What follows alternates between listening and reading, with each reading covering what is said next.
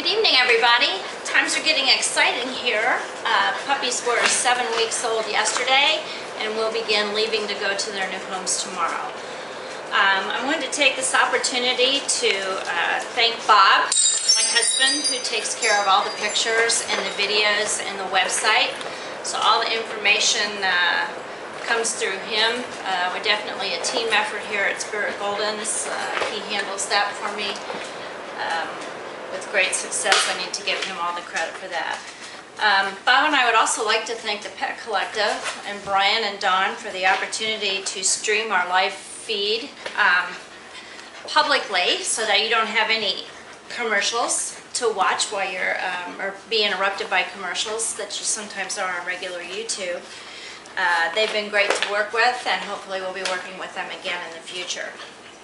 So I've had lots of questions, and I thought the easiest way to do this, and hopefully they're going to settle down here real quick if I just leave them alone. I want to talk about a lot of things tonight. I think it'd be easier just to do it speaking versus trying to write you an email. We all went to the vet this morning, had our first set of shots, and all the puppies are in really good health. They have been microchipped in between their shoulder blades on their back with Home Again, so all that is done for you. And we were a little sleepy this afternoon, which was fine because it's too hot to go outside, too hot and humid to spend any amount of time out there. But nobody had any reactions, and we're all doing great. So 3 of them will be going home tomorrow, and the rest over the course of the week. A couple things, a lot of people have asked me about the size of the crate to buy. We recommend that you buy the regular Golden Retriever size crate, which is here behind me. I believe it is 42 by 32 by 28, somewhere around in there, but it is the size for the Golden Retriever. Most of them, they seem to prefer the open wire crate, so the travel crates that are mostly plastic with maybe a little window on the side tend to be a little claustrophobic for them. So if you're going to invest your money, I would buy the regular size crate that will come with a partition so that you will be able to space off the amount of space that your puppy has. I recommend that you give them just enough room in the crate to be able to stand up. Well, they'll be able to stand up, but to turn around and to lay down. We're going to try to teach them not to potty in their crate overnight or when you're gone. We want to make the crate experience a happy experience for your puppies. You never want to punish them and put them in the crate, but we feed all of our dogs in the crates, or when I go away with a puppy this age and I'm going to be gone for a few hours, they go in the crate, maybe with some peanut butter and a Kong or a bone that I'm going to show you later on, just to keep them occupied for a little while. It's a great way. People going home, in your puppy packet you will have an article on the benefits of crate training by the Humane Society.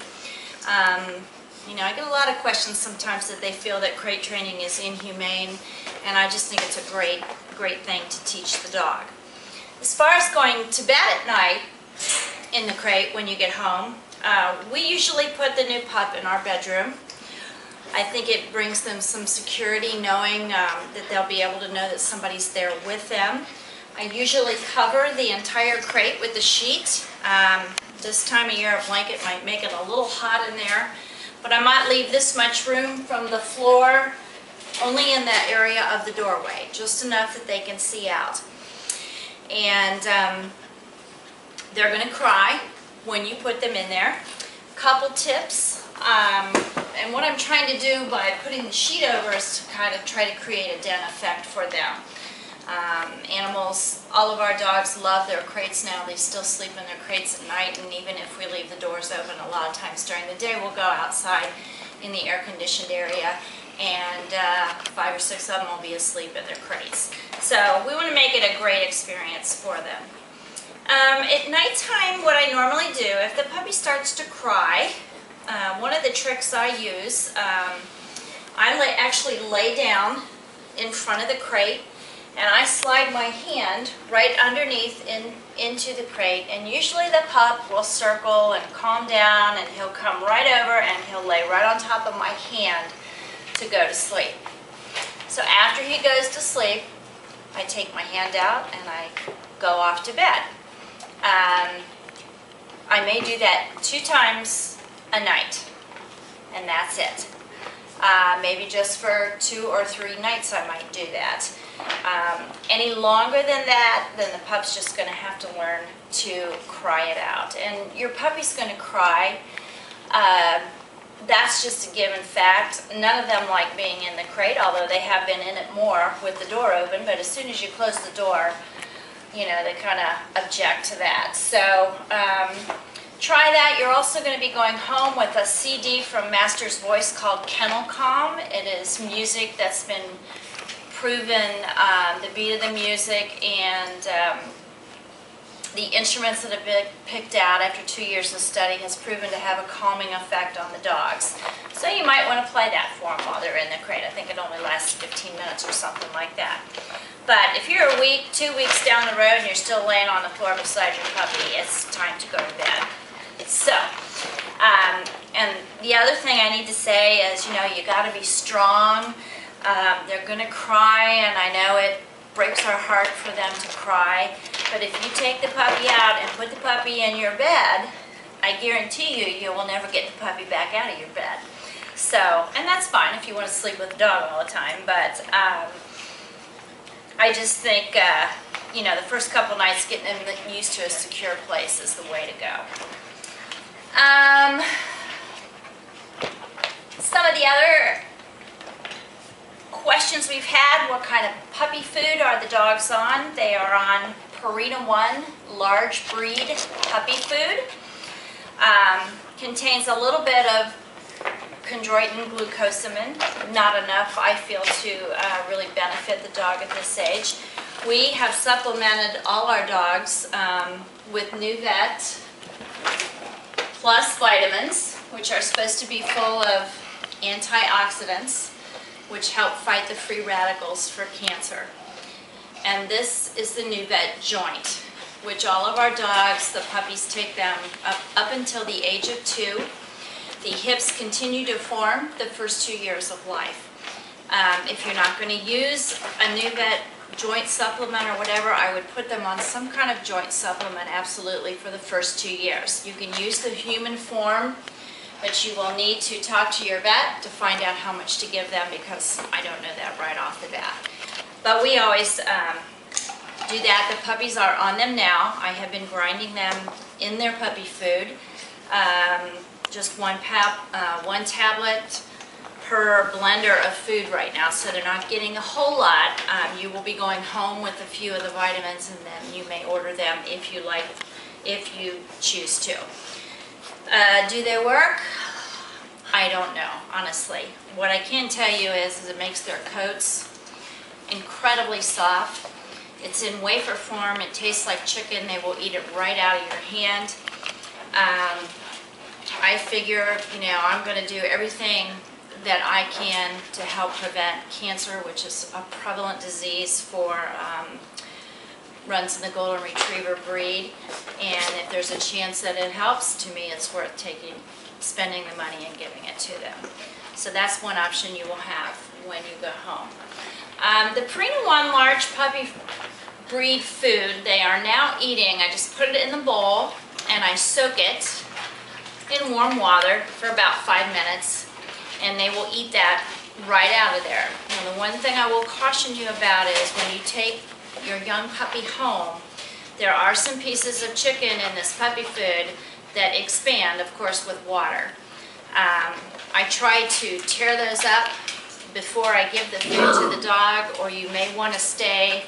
We haven't had a problem so far because they're old enough. I've got plenty of teeth in here to eat, but I just want to caution you to be very careful that they don't choke on one of the pieces of chicken. So just kind of monitor that the first couple weeks. It's been going down great right now, but just something to be aware of when you go home. Okay, as far as taking your puppy home, before I segue up to something else, there are some environmental causes to hip dysplasia. And I very definitely recommend that you do not heavily exercise your golden, be it male or female, the first 2 years of life. You can walk. Swimming is a great exercise. I would not take the puppy out and jog for long distances on a concrete surface or even a blacktop surface. Give their hips a chance to develop for the first 2 years of life. So, and if they're out running and you know, you have holes in the yard or something like that, I mean, all those things can be causes for future dysplasia. We haven't had a problem yet with pups that we've homed, and hopefully not. Dublin's hips were rated good and Bliss's hips were rated good as well, but there are never any 100% guarantees. I'm just asking you, we're asking you to please do everything you can to promote good health and growth of your puppy. Okay, when you take your puppy home, the first place you want to introduce them to is the place where they're going to go to the bathroom, either out back, wherever you want them to go. There is a chemical, well, it's not a chemical, it's called, it's a scent called Puppy Aid that when I was training them to go on piddle pads and go on litter, I used it the first couple times. You can spray it on the grass. If it rains, it comes right off. But that's the place you want to introduce them to first. If you have another pet in the house, a dog, a cat, or whatever, you want to introduce the puppy to that animal. Oh my goodness, you are heavy, Coleman. You want to introduce the puppy to your animal rear end first. Okay? They're going to sniff. That's how we do it in nature.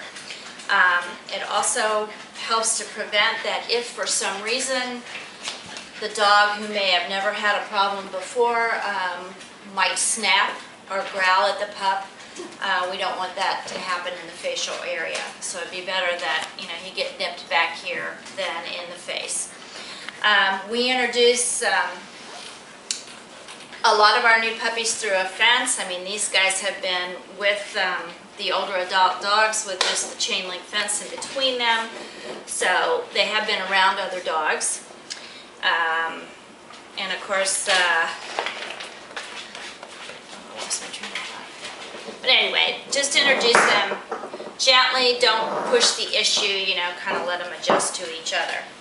You want to contain them into a small area to begin with, okay? You can buy like the metal fencing that Bob has made this pen out of. He puts PVC on it to stabilize a little bit for me. But you can gate off an area for them. And maybe put a bed in there, put some toys, put their crate in there. If you're going to put one in your bedroom, you might need one out in the kitchen area as well, which we do as we take them out of the pen. But introduce them to a small area. Don't give them run of the house, because I can guarantee you're going to find surprises all over the house. And you may, as they get accustomed to the small area, then you go ahead and expand the boundaries little by little. As far as potty training goes, most of these guys are litter trained, which is a compressed paper, which makes it really much easier for me to clean up in the morning. I wouldn't mess with any of that. I wouldn't mess with any piddle pads. They're to the point now, if you notice, that I have taken the piddle pads out of the pen because they shred them and it's like snow in here. So I've taken those away. I wouldn't bother with those at home. I would suggest that you take the puppy out every hour and a half to go to the bathroom. You most definitely want to take it out after they've eaten or after they wake up from a nap. That's the first thing they do, is go to the bathroom. So get them outside right away, and the puppy is going to be successfully house trained the more consistent you are. So if you're going away, you want to put them in the crate. Usually they will not go in their crate if there's not as much space, because they don't want to lie. Although these guys like to lay in the litter box. I don't know that one yet. But take them outside, and then at nighttime, if these guys eat around 10:30 at night, and we go to the bathroom, and then normally I take the pup out. I wait for the puppy to tell me to take him out. He might whine, or she might whine or whimper. Take them out to usually piddle, bring them back in, put them right back to bed. That you might have to do for a few weeks just because they're not big enough yet. Their bladders are not big enough to hold them all night long. In the crate, you can put a bone if they're going to bed, or maybe a toy. You will be going home with toys that have scent on it from the litter mates, so that might help them, you know, as far as brothers and sisters not being around. But you want to be, if you take the dog out every hour and a half at night, the dog's going to eventually train you and want to go out every hour and a half at night. So I would just let them tell you when they have to go. And once they've gone and you go back to bed, then they should be good, you know, until morning. If you're going to put something, a blanket in the crate, I would make it something that's washable. I don't normally do that just because if they go to the bathroom on it, they think that like a towel, they think that it's okay to go to the bathroom on a towel. We have one adult dog that kind of did that when she was a puppy. She was kind of housebroken to towels, so sometimes if there's a towel laying around, she will go to the bathroom on it, which, you know, that's what she was kind of taught in the morning. We've pretty much broken her of it, but you just never know. So I'll leave that one up to you guys, but that's just a suggestion from me. Be sure, if you have young children, I am going to ask that you please monitor their play with the puppy. Be sure they are picking the puppy up correctly. Okay, you want to tell them to put one hand under the chest and one hand under the bottom so that you are supporting their hips. No matter how you carry them, you want to support their hips. Don't let them take the puppy up and let them hang like that. That's just a cause or a prevention against hip dysplasia. Also, the carpets that you've seen in the puppy pen here are indeed whelping carpets, designed that as the young puppies nurse and scoot around, that they have traction with their feet and they're not slipping and sliding all around. So there is a reason why I do have these down in the pen, and they do wick the moisture away from the surface and take it down. So they're nice. I bought them originally in Europe. They're kind of hard to find here in town. But monitor your child's play. Your puppy is going to need some time away. It's going to need to get away from the kids and maybe go somewhere and lay down and sleep. The puppy will tell you when he's had enough.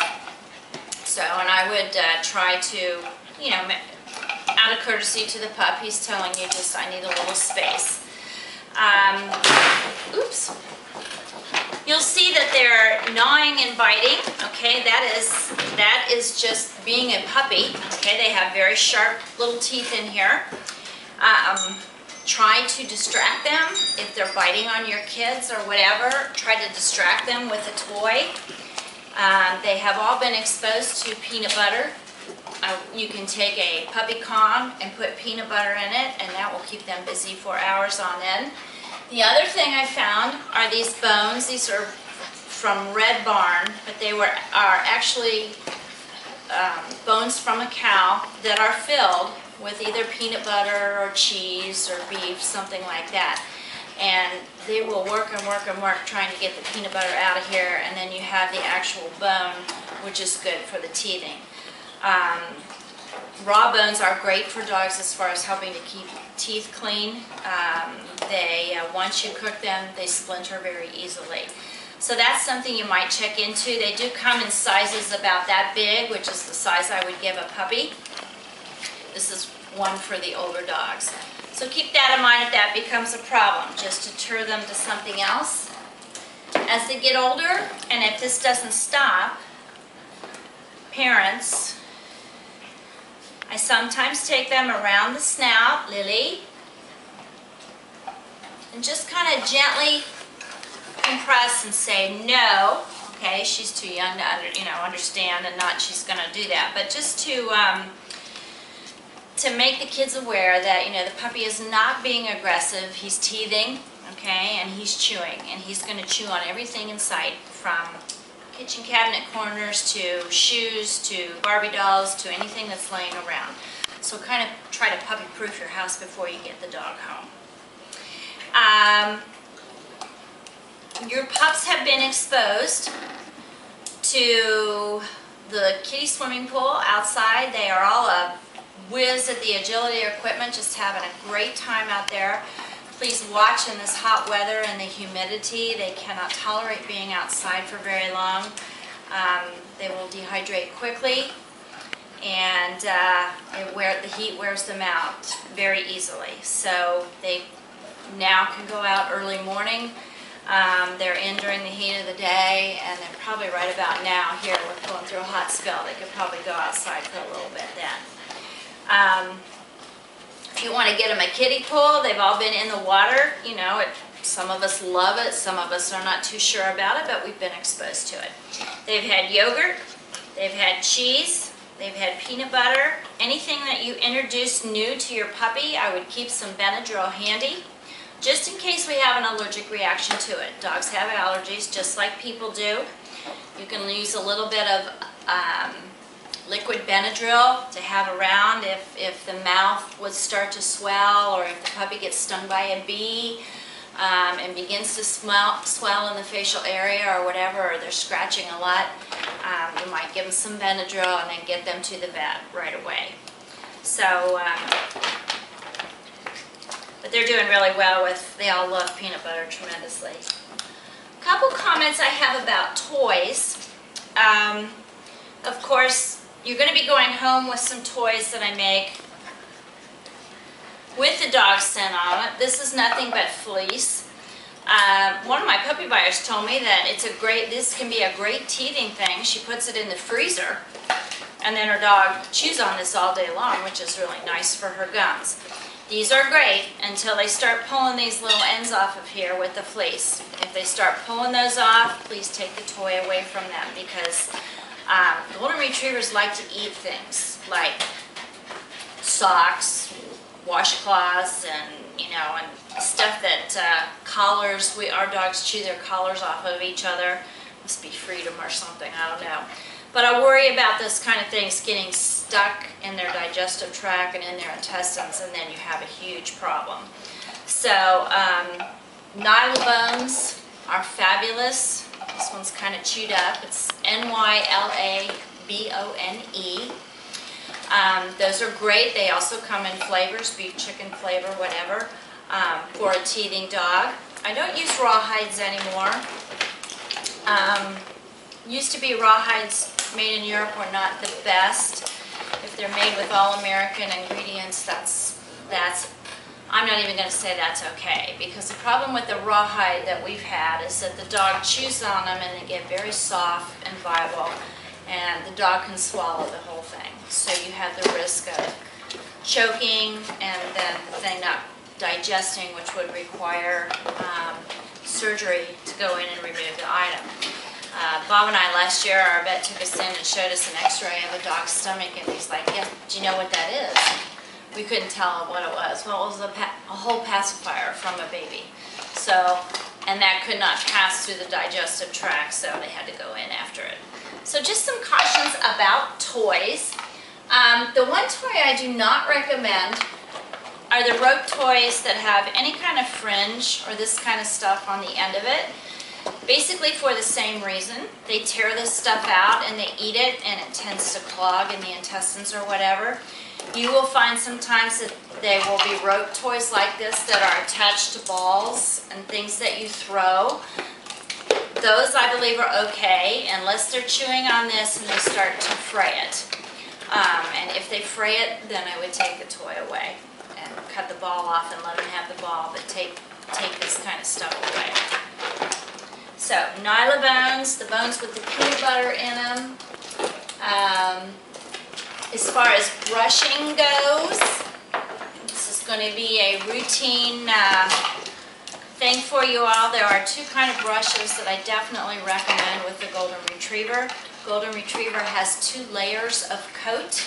The second layer they call the undercoat. This brush is called a Furminator, Furminator. Very teeny tiny teeth, and when you brush your Golden as an adult, it pulls all the dead undercoat out from underneath. I mean, you can brush and brush and brush. It looks like snow around here when I do it.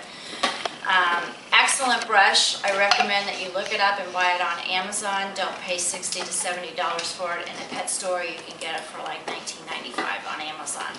So put a Furminator on your list. The other brush I use a lot is just basically a long toothbrush to go through.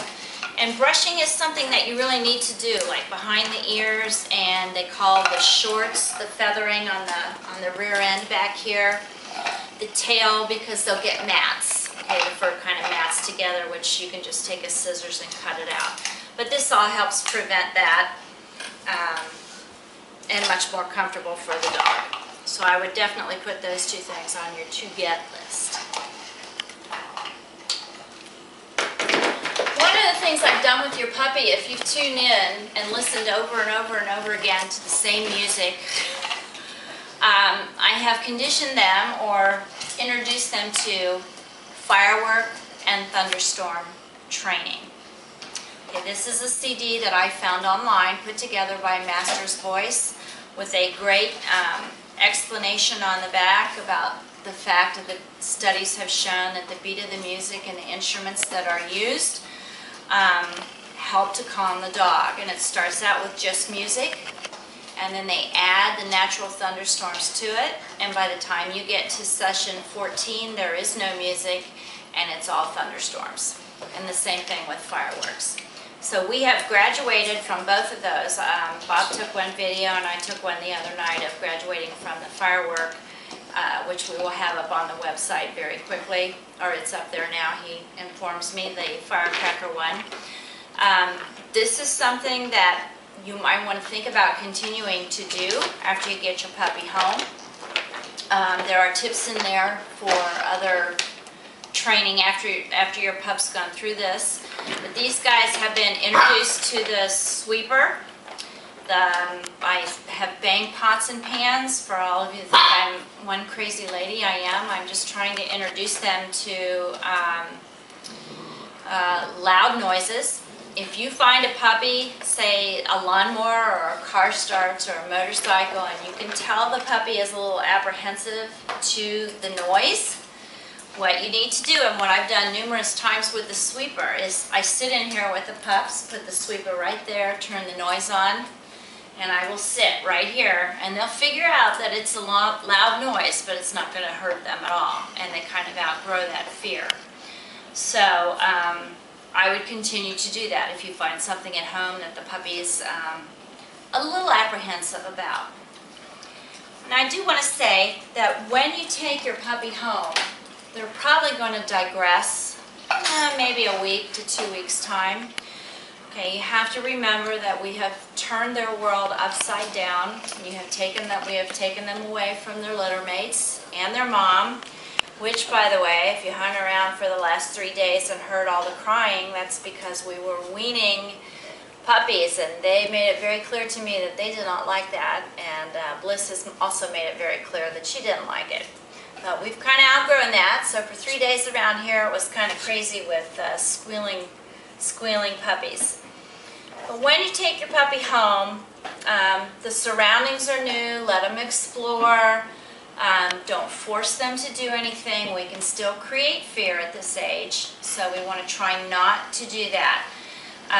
If you're going to run the sweeper, I would run it away from them and gradually bring the noise to them. They'll remember, but considering we're in new surroundings, they are accustomed to my voice. Just kind of go easy with it all, and before you know it, they adapt pretty quickly. I think one of the most important things is all the training that I have done here can be very quickly undone if you don't continue on with what I've done here. You have got to continue to train the dog.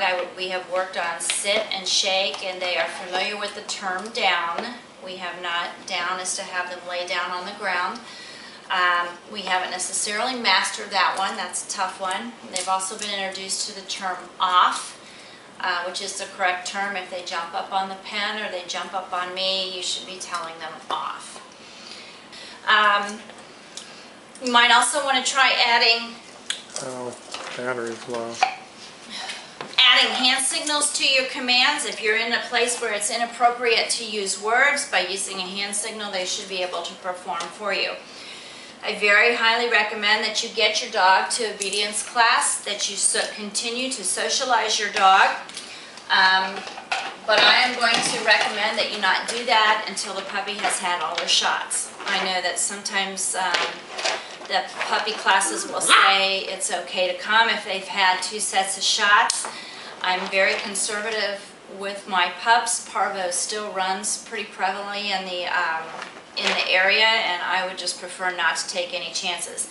We don't take our dogs anywhere or even put them down on the vet floor until after they've had their rabies shots, unless we're the first appointment where I know that the floor has been Cloroxed. So when you're taking your pup home, and for those of you who are traveling, Bob and I recommend you not stop at a rest stop. We usually stop at a McDonald's or a gas station, somewhere that has some grass area for your dog to go, not where all the other dogs have been. Put them down, let them do their thing, pick them back up, and put them in the car. We just don't want to expose them to anything that we don't have to. Training is just so important, and when your puppy cries, I very highly want to recommend that you not, what I call, coddle them and pick them up because they're crying and say, "It's okay, it's okay." All that's doing is reinforcing the bad behavior that the puppy's doing. Because it's not okay. He needs to, kind of shape up type thing. So I pick him up and I just say, "Good girl," or "Good boy. Yeah, that's a good dog." Encourage them that way. But don't coddle them and baby them. And, they're all been great outside. I mean, they're very curious. They love being outdoors. But just be sure that you follow through on what you've been doing.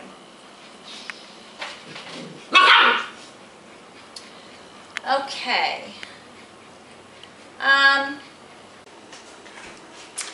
Hi, well, I'm back. The battery and the camera died last night. Just have a few more things to say before I bid you farewell. While you have been screening us as breeders, we have also been screening you as potential puppy families.